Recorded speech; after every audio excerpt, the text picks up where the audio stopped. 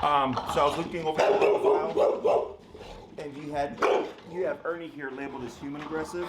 Yes. So go ahead and fill me in on Ernie.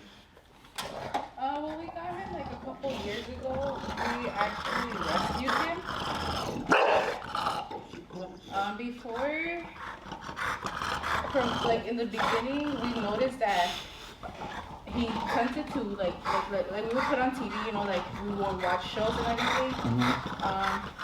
We did start to realize that he would start barking like at animals on TV. Okay. But I don't know if it's like if he was like scared for them or something, because like he would bark but like in a sense whine at the same time, like you know, okay. so that's what we hear. And then so with work and stuff, and him being like a little bit too big for my mom to walk him, we haven't gotten the chance to really walk him like that, but we did say that we would put it to ourselves to like, you know, eventually walk him. But we did notice a lot of human aggression, like he wouldn't let other people come in to like close to him because he would just start barking, or like let's say like for example right now on my way over here, he just saw someone in the scooter, barked at him once, but then stopped. In the truck or outside the truck? In the truck. In the truck. Okay. So if you try to walk him, is he reactive with people walking by you, or is he yes, just, okay. Especially if they have like a dog. Okay. But like eventually, like with humans, he tends to like kind of forget about it after a while. Like he would start barking at them, like right now, like he kind of start barking at you. But usually with animals, it's a little bit more. Okay, so like, the intensity we saw right now for you with Ernie, he's worse than that with animals. Yes. Okay, and with people, is it about the same level of intensity, or is it worse as well when you're outside? It's a little less. It's just he won't let someone get close to him. That would be the only thing. Okay. How is he with people coming over? We don't have people over, and if we were to, we just kind of like, you know, like avoid, put him in a room. put him away. Yeah, just to be safe, because we don't know how he would fully react once like he's close to someone. Okay. How old is Ernie? Ernie is 6 years, about to be 6. So you got him when he was like 4? Or? About 4. It was a couple of years ago, you said? Yeah. Okay. And has he been like this since you got him? Yes. Okay. So it wasn't like he was fine and then got progressively worse. He was just, you noticed right away. Yeah, it was basically right away. Like the only thing like when we got him, it seemed like, you know, like he was a little scared because he kind of like opened up to everyone, but then as time started passing, like that's when he kind of just like shut off. Okay. Who are the people that he's good with? Like just people in the home, anyone else at home? So he's good with my sister, my mom, my husband, myself, and my grandma. Like for example, he used to get along with my dad, but now he like doesn't. What's that look like? He like for example, like if he were to see him, or like hear him, like he just starts barking. Okay. But I don't know if it's just like him trying to like be overprotective, over like, you know, because he tends to stay at home with my mom and my sister. While I go to work with my other dog and my sister's dog. And he met your dad right away when you got him? Yes. Like in the beginning? Yeah, he used to get along with him well, but lately, I don't know if it's because he didn't see him as often. He just like lately he hasn't been tolerating him. Like he just hears him and then he just like barks. But you haven't seen them like interact or anything since like you noticed him being more like. Yeah, no. Okay. Not really.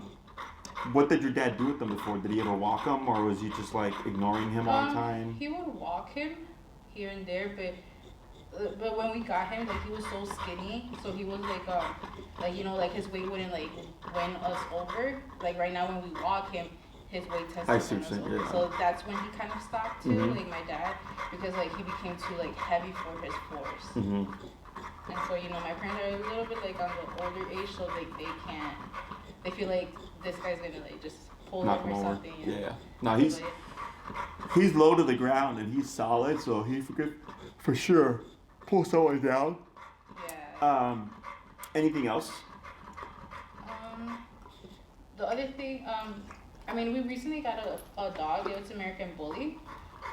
He was, at first when he first met him, he was a little aggressive towards him, but then eventually I guess they grew into each other. But the only thing is that like downstairs, because it's like a family building where we live, so it's me and my husband with our dogs, then my mom, and then my grandma. So we tend to keep him with my mom, like she's our babysitter. So basically, so right now, like when he goes downstairs with us, he's really good with our dog. His name is Bruno. He's really good with him. Like he doesn't bug him or anything. Like he could come near him and he wants to do anything. But once he's upstairs with my mom, it's like it's a different story. He tends to like for example, if Bruno, well, from my mom tells me, if Bruno tries to like come nearby him, smell him or something like that, he just like tries to attack him. Like he doesn't like him upstairs. But I see. But downstairs he's fine with you guys. I see. How old is Bruno? Bruno is 10 months. Okay, and you got him as a puppy? Yes. Did you introduce him right away yes. when he was a puppy? Yeah. Okay. When you guys are like downstairs, what does that look like? Like what's the is it like he's just chilling minding his business and you're like distracting the puppy? Is the puppy just always loose? The puppy and Ernie are always loose. Okay. So they're both like let's say if this were to be home right now, like this would be Ernie probably, and the puppy would be probably walking around curious, maybe bumping into him, or eventually they fall asleep. And they tend to sleep together too. So. Okay. So when your mom saw like Ernie try to attack Bruno, what did she do? Right now, what kind of stops them, because sometimes like they tend to bark at other dogs too, which is why we need to soon hopefully train Bruno, because we think that he gets his actions from him, from barking at dogs. So what she got right now is a water bottle. And they tend to stop. Like they see it, she goes like, "Hey, stop!" And then like either she just sprays it or she doesn't. But they tend to like just. Okay. Like. Okay. Anything else? Aside from that, I mean, that's pretty much it. Okay. How'd you hear about us? My husband actually is the one who had told me, and he's like, "Hey." Because we've been needing to train him. We want to, like, we want him to socialize. We want him to, like, be a good boy.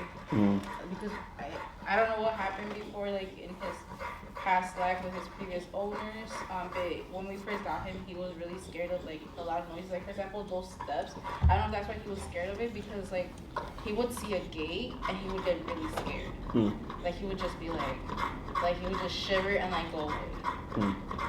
And so like he would like hate loud noises. Like one time when I took him to a vet, they had a scale like kind of had like that material, and he heard it and he was like scared right away. He did not want to go up there or anything like that. Okay. But yeah, I mean, he's someone who told me about it. He's like, we need to train him. He needs to be a good boy, so we could take him out on walks and just so he can socialize with everyone and get along with the dogs, because I know like we want to have more dogs, just so like I know he's getting old and we want him to be super alone all the time. I see. Is he left alone with? Well, you said your mom's your dog sitter essentially. Yes. So then when you guys go to work, she takes them both Ernie and Bruno. Yes. Okay.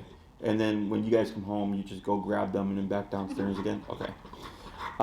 Anything else? No, that's pretty much it. Okay.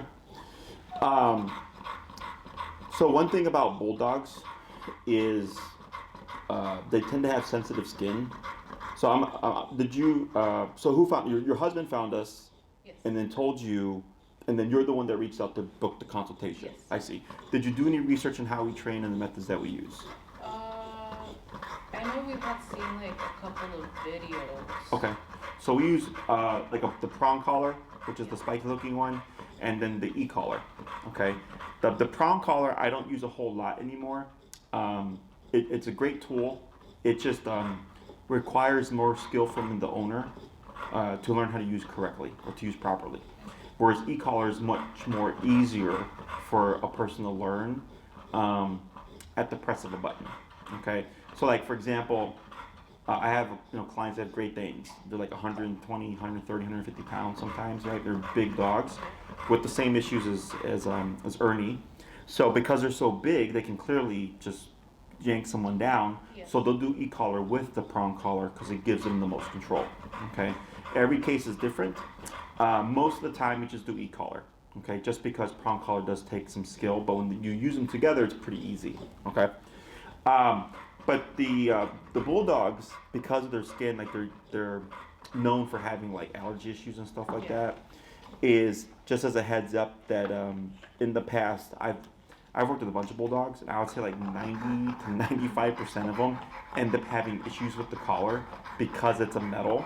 There are hyperallergenic probes and things that we can do as well to help address the allergy issue. But just as a heads up, going forward, when you guys are thinking about the training and stuff, that's just something to keep in mind. Yeah.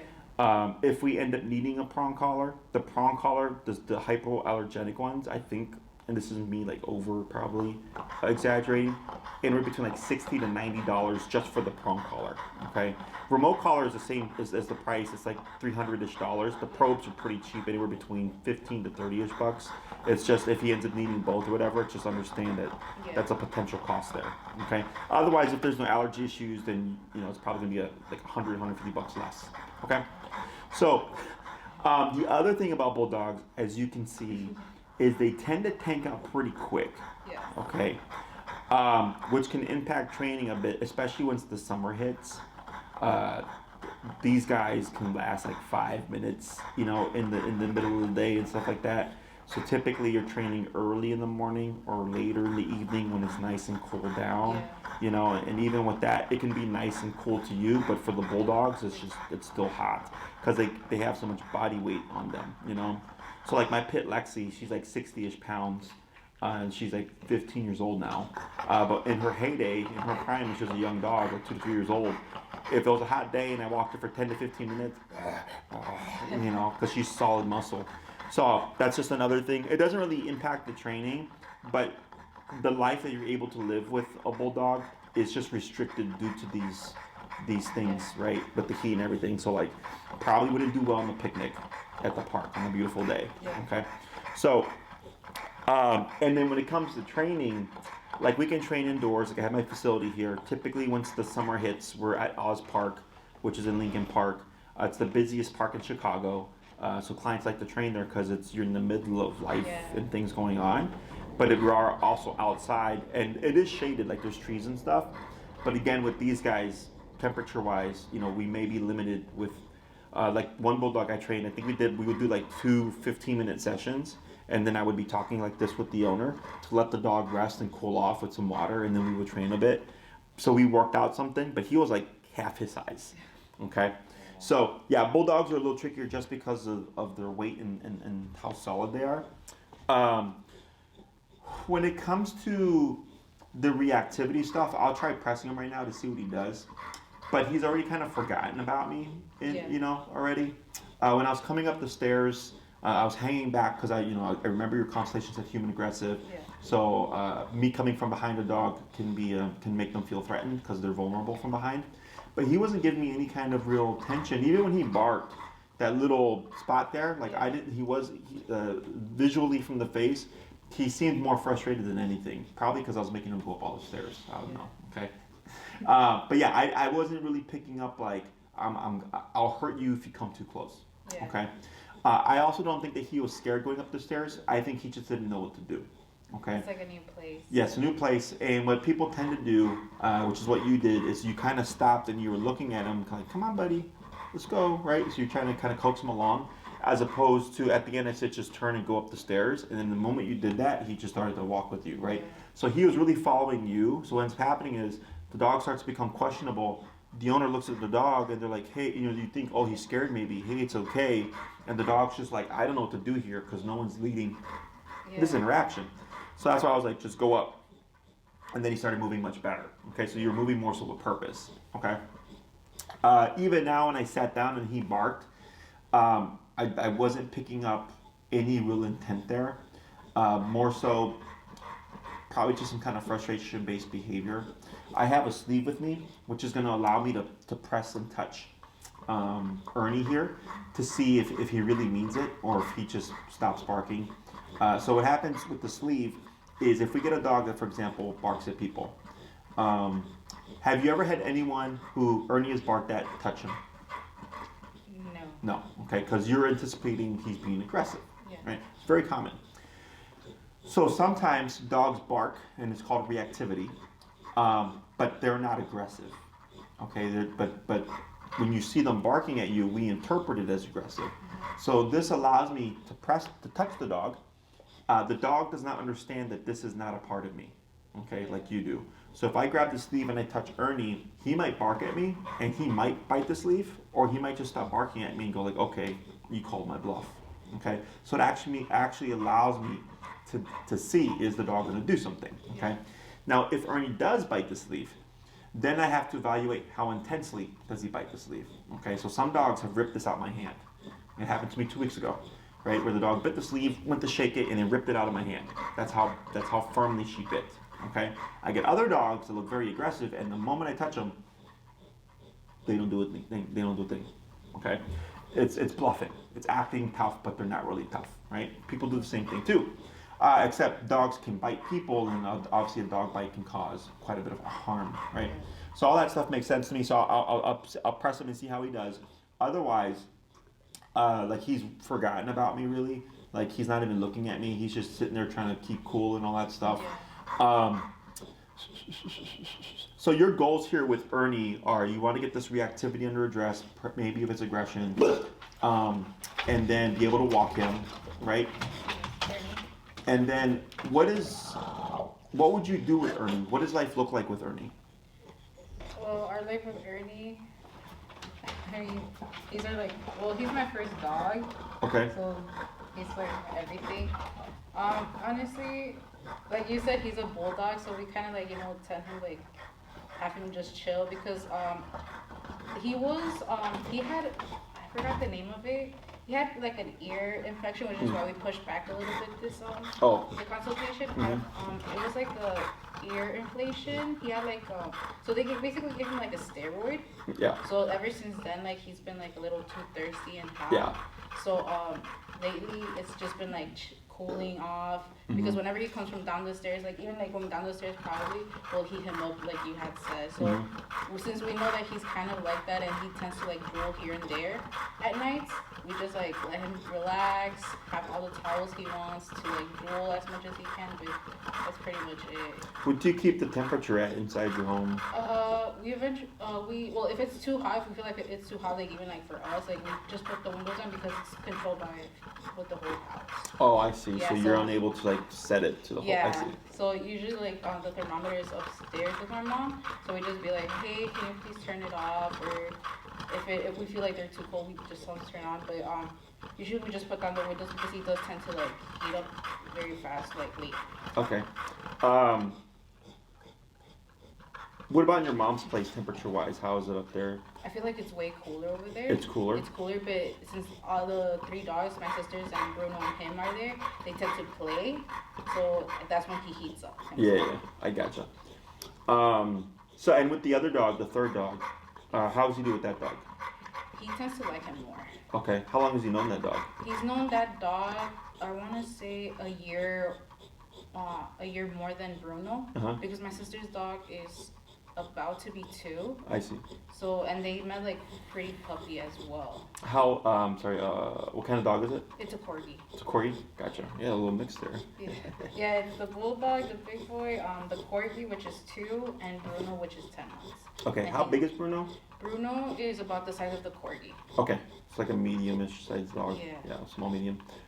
All right, because I was just wondering, because I'm trying to figure out still, like, why would he be more defensive with Bruno upstairs than he would be downstairs? Yeah, I mean, honestly, like I said, like they come downstairs, or like if I go to upstairs to pick on it, I treat them the same, like, because I know I like with kids, like if you treat one better than the other, I know they notice. So like, like I'd be like, oh, Ernie, Bruno, like my boys, like, and even with the other corgi too as well, like we tend to treat them all the same. I see. Okay. Any questions so far? No, not at the moment. Okay, so I'm gonna press Ernie here. So what I'm gonna have you do is you're gonna take the handle of your leash, you're gonna loop it over your left thumb. Left thumb, there you go, like that. Okay, so what that does is if Ernie pulls, it locks the leash, he should not be able to, so yeah, exactly. And you're gonna shorten your leash with Ernie here, and then kind of bring him over to your side. Yeah.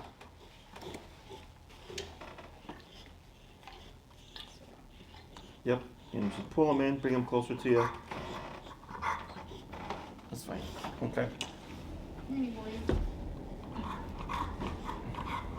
That's fine if he's just like that. Just get a good hold on him because I'm going to go right in this person's space, okay?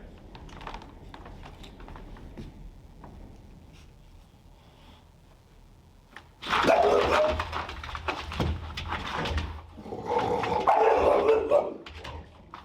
hold.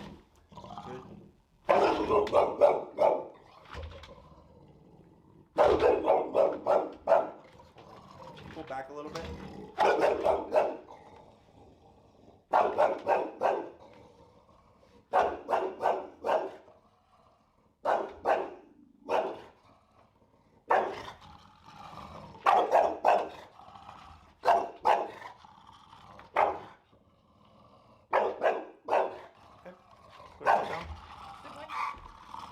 Pull them back. There you go. So that's what you're seeing, right? Yeah. Okay. So on a scale of 1 to 10, what would you give that? Well, I mean, it wasn't so bad. I thought it would have been worse. I'll give it like a 5. 5? So he's definitely got a big presence. Yes. Right? Did you see him bite? No. Okay, so he tried to do it twice. Okay. Yeah. Very subtle. Like a 0.5 out of 10. Okay. Mostly it was back off, get away from me. Okay.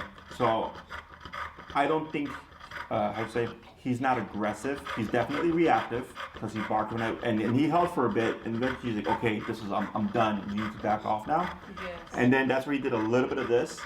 And that's more what I would say kind of correction based. So dogs use their mouth for a number of things. They use it to give affection. They'll lick each other and stuff like that. They'll use it to correct. So like if the puppy were to annoy Ernie, you might see Ernie snap at him, but he's not being aggressive. He's telling the puppy that's enough. Okay.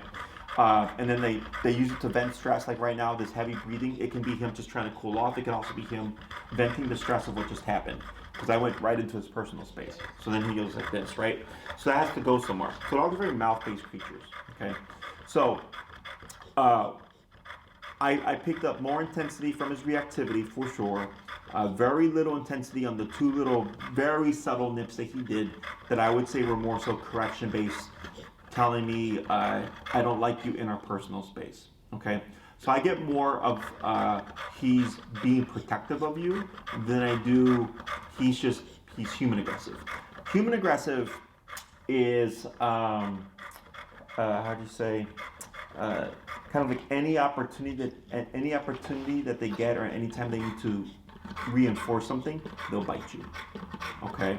It can take very little provoking, they just go, right? So like the dog that I mentioned that ripped this out my hand, she's not human aggressive, she's fear aggressive, okay? But she was so overwhelmed with fear that's why she bit the sleeve and then ripped it out my hand, okay? Like, I'm not just going, oh, your dog bit it, your dog is aggressive with people. I have to explain to the client why it's happening, okay? So the dog's not being aggressive to me because it wants to be, or it feels like, how do you say it, like it just thinks like, I'm gonna always be aggressive with people because it gets me what I want. The dog was just really scared. Does that make sense? Yeah. So we have to take all these things into consideration, and then I give the owner my assessment, okay? So definitely reactive. I think he's probably being more so territorial than he is actually being aggressive, okay? So you wanna think when you walk with Ernie, you are a little family unit, okay? And if no one's asserting themselves over Ernie, he's technically the one that's in charge, okay? So for example, let me think here. If I walk a dog who's dog reactive, right? They lunge and bark at other dogs, and I train them.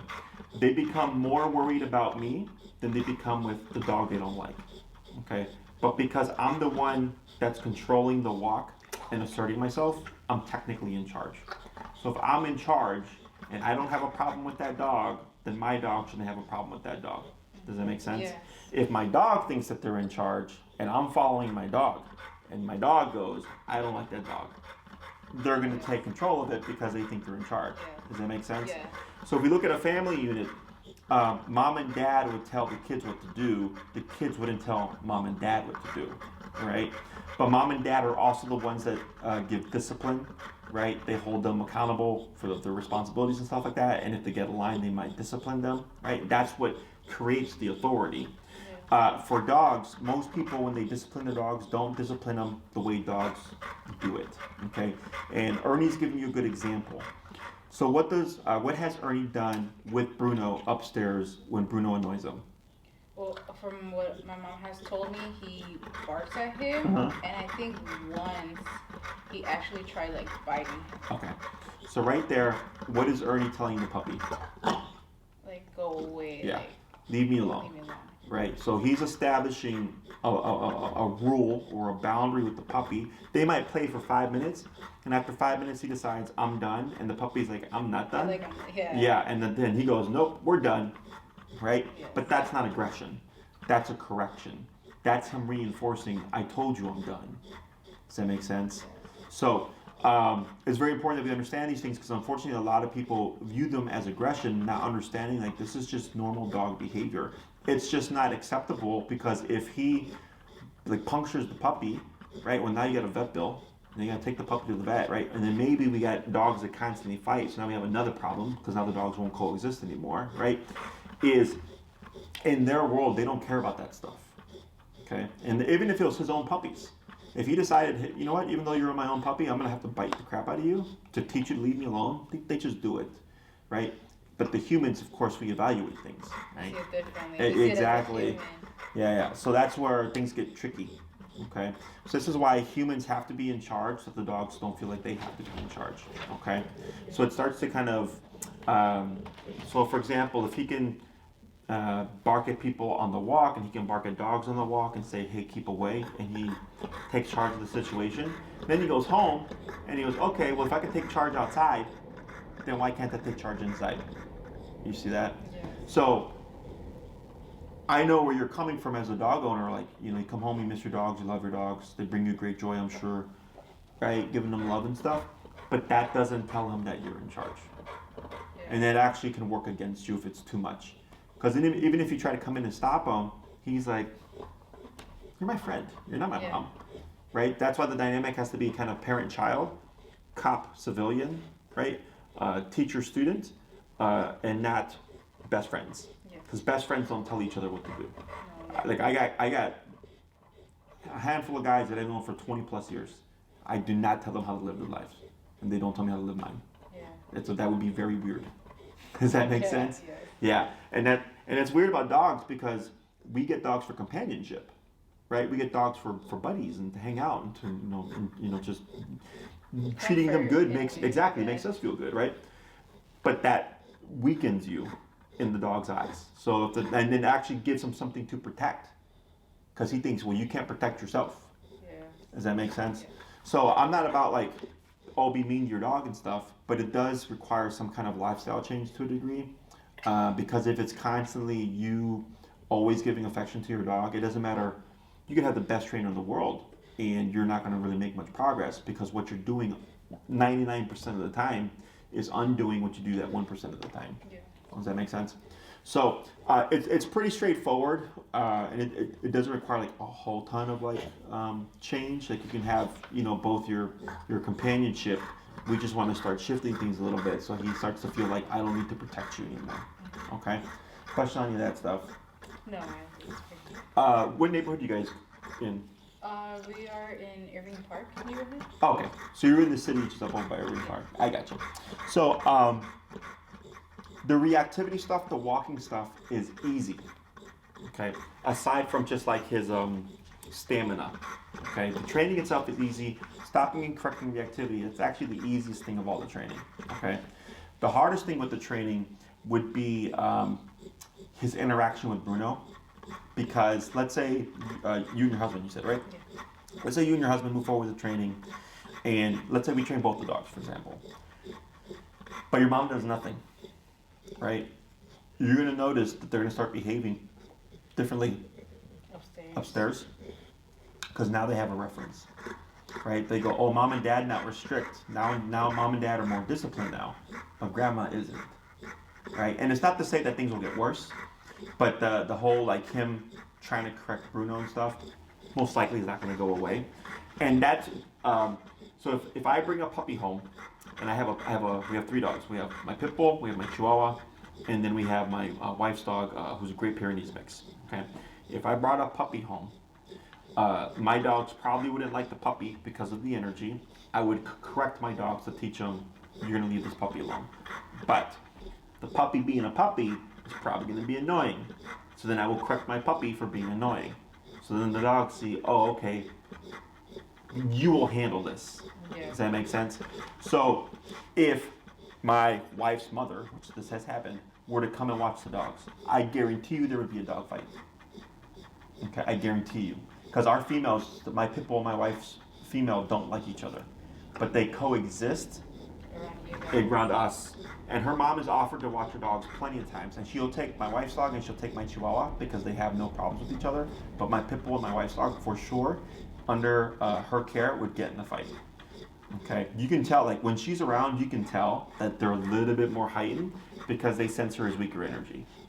Okay, so then they think, it empowers them to then want to take charge.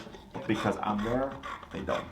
Okay, so these are the things. It's not so much about dog training, because training implies it ends at some point, right? The training is also for things that are skills.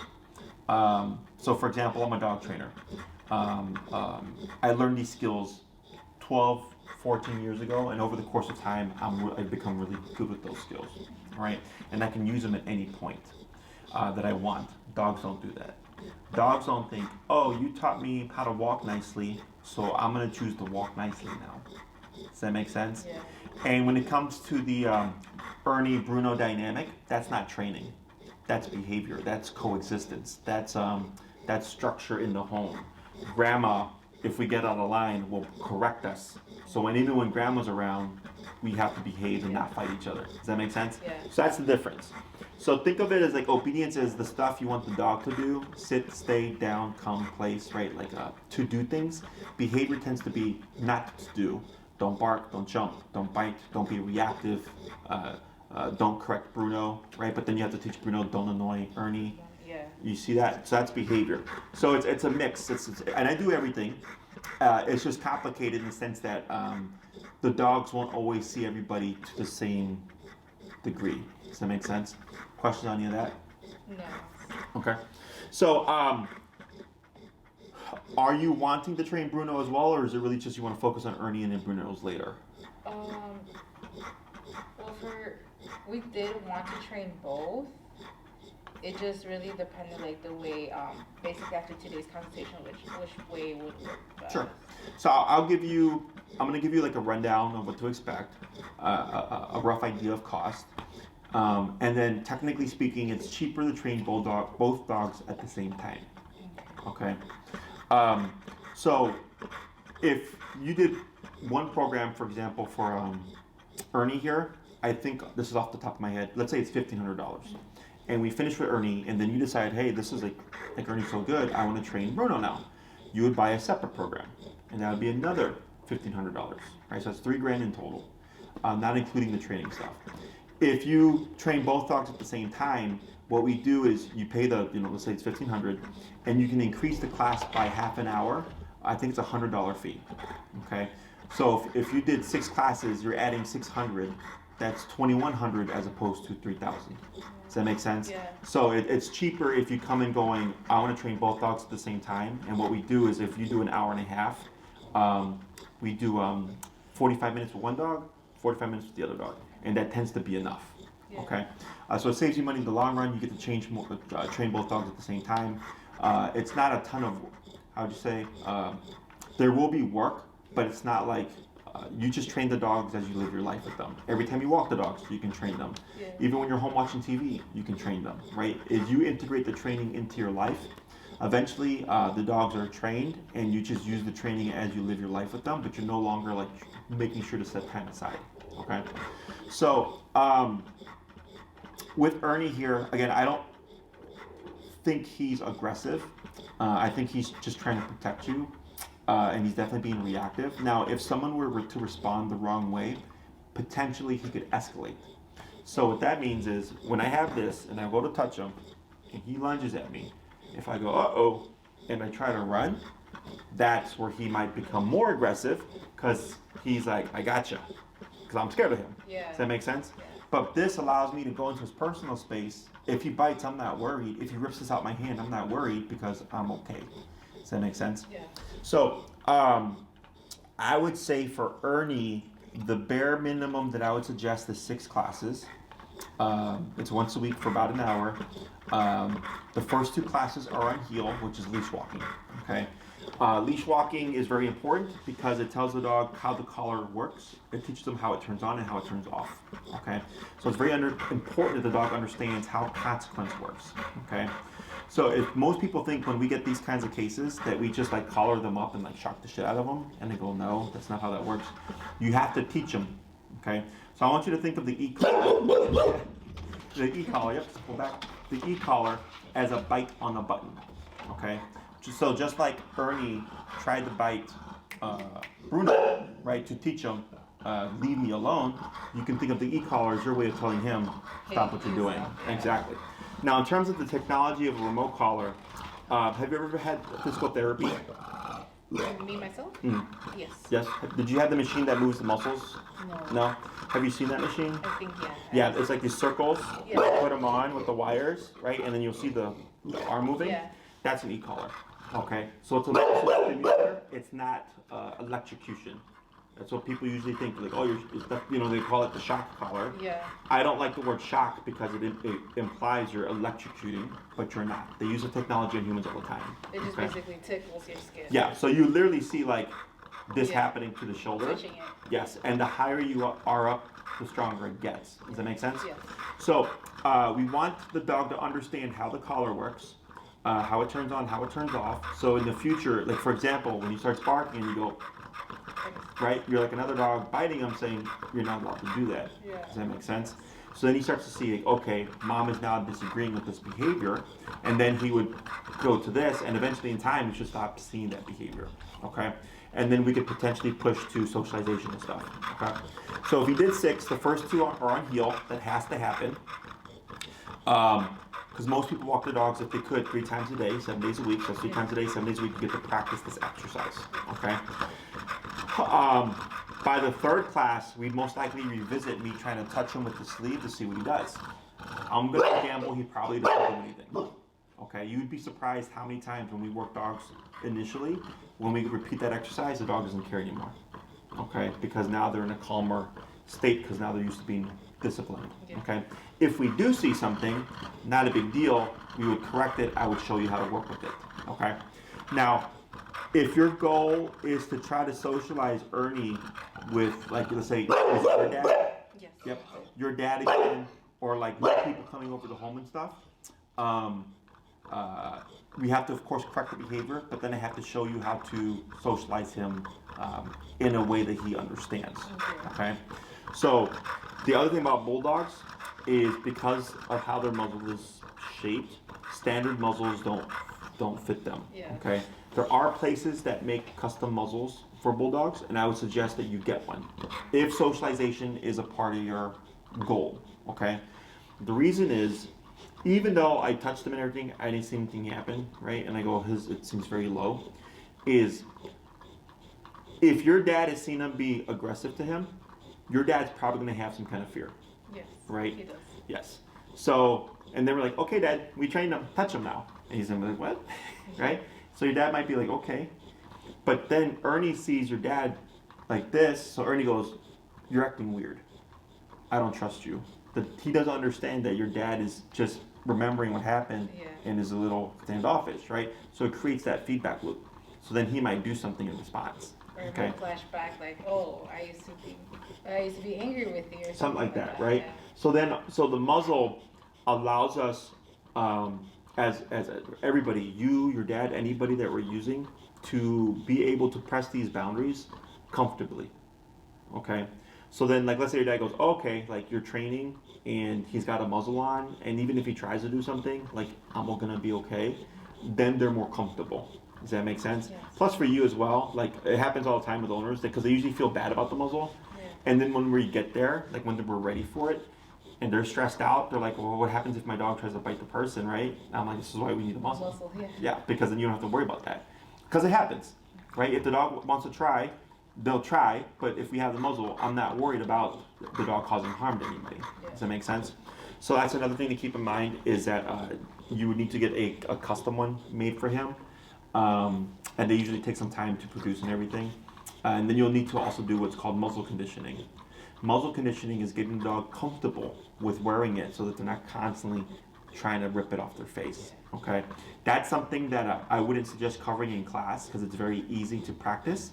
We send our clients videos, we email them videos because it would be a waste of a class to sit there trying to show you how to muzzle condition. It's very simple.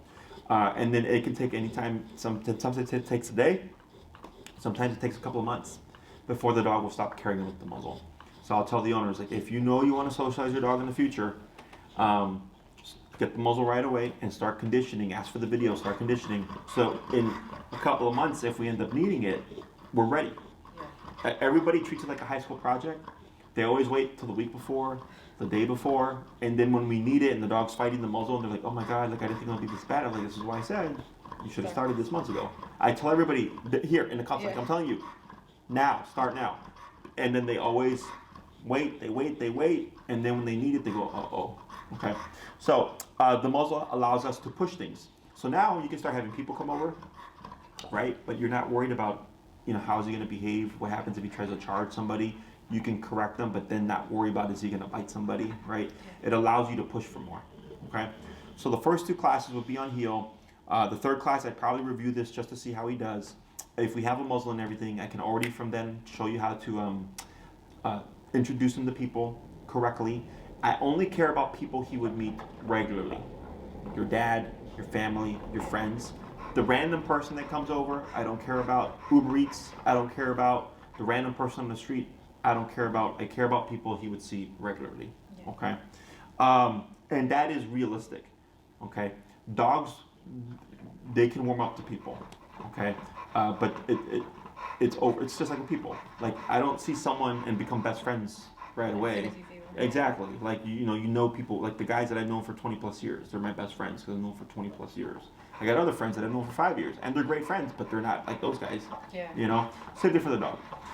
So then that would be class. So we have 2 on heel, 1 on socialization stuff. Depending on how that goes, the fourth class I can start showing you how to have people coming over. Okay, and we start to just kind of pile these things on each other, just making progress. Okay. The next thing a dog like him should know is what we call stationary control, which is like go to your bed and don't move. Okay. So like let's say you're gonna have a bunch of people come over. You don't want to have to worry about Ernie, but you don't want to put him away in the room and stuff. You can send him to his dog bed. He'll stay there for 3 hours, 4 hours, whatever you need him to do. And then he knows, okay, I got my space. And you tell your guests, leave Ernie alone. As long as you don't bother with them, he'll leave you alone. So then he's able to be there and to see what's going on and be a part of the social interaction and not always be secluded. Okay? There's more to teach. So I only teach what I think you're going to need and that you're going to use. Okay? So for Ernie, obviously it's the behavior stuff first, the reactivity and all that. Leash walking, because that's a part of the program in itself. It's also good exercise. Sometimes behaviors like this can start to happen because it's the lack of exercise and no energy outlet. Stationary control. The last thing would be recall. But recall is really like if you're going to take them off leash at parks or something. Okay? I don't really foresee that here. Is that something you would do with him? No, I mean, probably like once we like move out, maybe, because we're planning on moving out. Who knows, maybe in the following years, but if it ever gets to that point where we could walk him without a leash, Mm-hmm. maybe, but not something that we're pushing or want to force him to like do already. Okay. So then I wouldn't really worry about recall. Okay, so recalls come when called. Usually for my clients, I want to take the dogs to the park, let them run around and chase squirrels and stuff, and call them back. I mean, he's. Yeah, I know. That's why. Yeah, like I've trained a lot of these guys, so I'm well aware of like what their lifestyles are typically like. So, but those two things, walking on a leash and don't move, go to your bed, don't move, plus the behavior stuff, is kind of like what I see here, which is why I said 6 classes. So then it would be 2 on heel, 2 on the behavior stuff, 1 on go to your bed, don't move, which leaves 6. And 6 is like a variable. Okay, think of 6 as like, hey Jesse, we're really happy with what's going on. We would like to work on, this with Ernie. And as long as I think I can get it done within the class, then we cover it. If you want to review something, we can review it. I don't have a problem with it. That part's pretty straightforward. Now, with the puppy, if you wanted to add the puppy into the training, the other thing that you're able to do with remote collar, and I start puppies at 6 months, so your puppy's already old enough to do big boy training, is the collars. You can do 1 collar for each dog, 1 training collar, but they each have a remote. Remote for Ernie, remote for Bruno, okay? But you can also do 1 remote that controls Ernie and Bruno, okay? But you can also do 2 remotes that control both Ernie and Bruno. So you would have your own remote, your husband would have your own remote, his own remote, okay? The only reason why I bring that up now is because I've worked with plenty of couples with multiple dogs, and then they have 1 remote, and the husband puts it up, forgets where he puts it. The wife's like, "Hey, where's the remote?" He's like, "I don't remember where I put it." Or like, one person will have the dog, the other person will have the remote. And now you need to correct your dog because he's being reactive, right? So it's completely up to you. So it's either both dogs each have their own system, or you invest into the system, what we call a family system, and both you and your husband have control over both dogs at any time. Okay. I've just sold a couple of those family systems. I think all in with taxes, and you can ask Tina to confirm. It's less. I'm pretty sure it's like less and or around $700-ish. Okay. I know it's pricey, but that gives you control for both dogs all the time, and the systems last for years. So like I had my first remote system for like almost 10 years before I had to replace it and get a new system. Okay, they're fully waterproof, so the dogs can swim in them and all that stuff, no problem.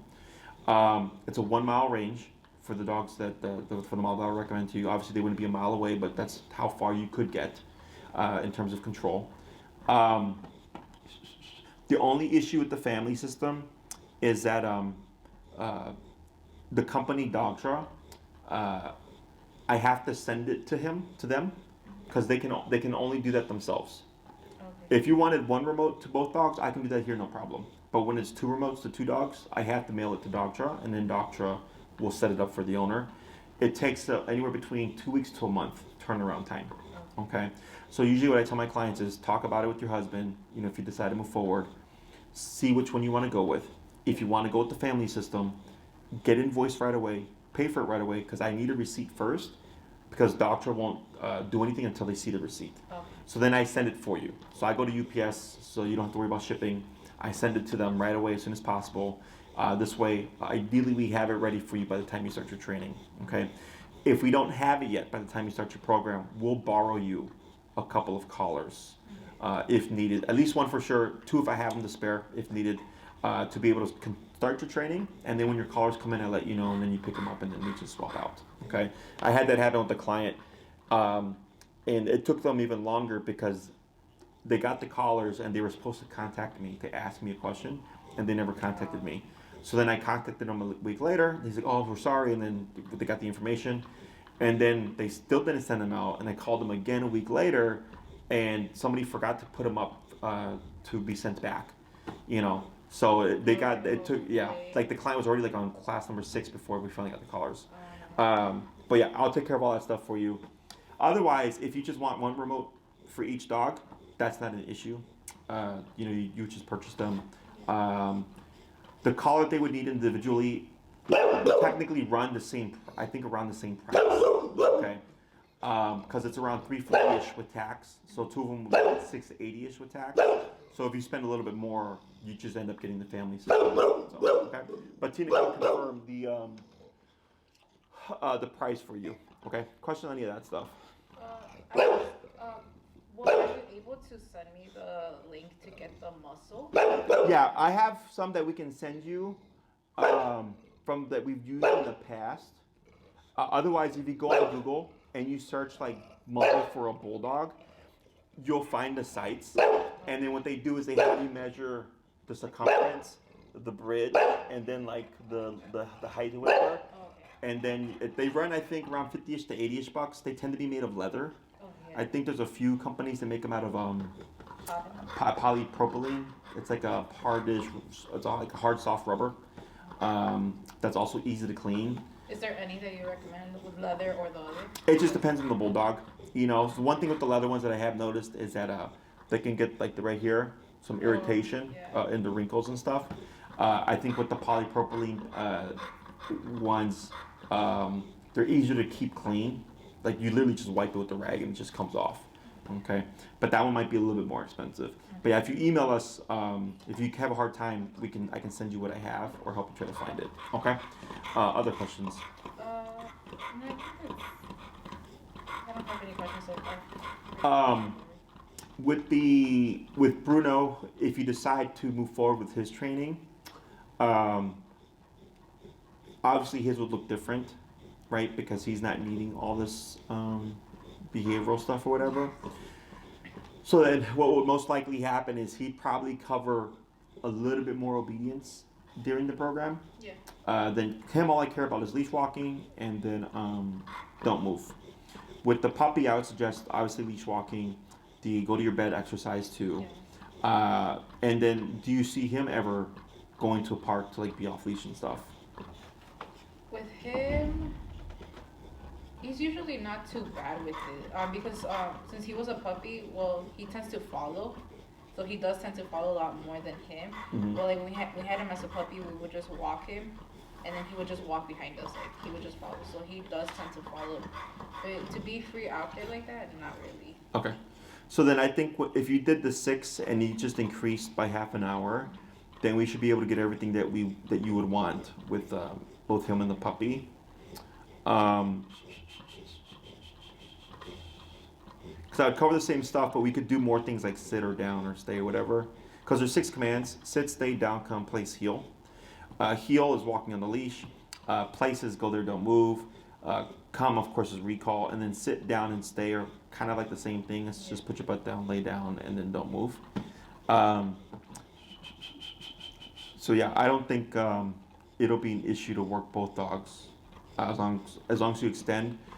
And usually what we do is I'll tell the owners for sure to extend the first 2 classes by half an hour, and then the rest we play it by ear. Because sometimes we're able to train both dogs within the hour. Yeah. Okay. So then you're not paying up for the extra time, but then not using it. Does that make sense? Yeah. Question on any of that? For Bruno, would we need to book a consultation? So you're No. Yeah. Because Bruno, you just want obedience from him. Yes. Yeah. This guy, because he's behavior, like I have to see him in person or whatever. But no. If Bruno also had behaviors, then I would have said like, oh, bring both of them, you know. But no, you should be fine. Okay. Other questions? That's pretty much. Okay. And then for the training, what I usually recommend is that both people be there. So both you and your husband, if possible. Yeah. It just helps keep everybody on the same page. And then when it comes to booking and stuff, Tina handles all that stuff. My schedule's kind of all over the place, so I just tell clients, like, ask her. But right now we're getting over the lull of the Christmas winter holiday. Yeah. A lot of people don't train during the winter, and then this weather kicks in, and all of a sudden I start to get really busy. Okay. And then at some point, we would train out of Oz Park. It's usually after the rainy season is up, even though it's like already nice already. Once the rainy season starts, then it's a pain in the ass, because then we try to book at Oz Park and then it starts raining. Then we're calling everybody to meet us here or whatever, so we try to wait past the rainy season. Yeah, that's pretty much it. Okay. Anything else? No, I think that's pretty much it. Okay. Well, if you have any other questions, you can email Tina, let us know. And then if you have a hard time with the muzzle, you can email her, and then we'll send you some information. But if you go Google muzzle for a bulldog or custom muzzle bulldog, you'll see stuff pop up. Okay. Alrighty then. And then, just for the electric collars, do I contact Tina for that? Yeah, she's gonna send you the information. She'll send you the options that I recommend, and then you pick which one you want to do. Okay. So if you decide like we just want to train Ernie, then you just get the collar for Ernie or whatever. But if you end up thinking, even like for example, I had a client. I only trained their first dog because they also had like a puppy. Yeah. And they were gonna do the puppy later, so they bought the family system, knowing that they were gonna train the puppy later. You know, so I was like, instead of finding one and then having to turn it in and buy another one, it's just easier that way.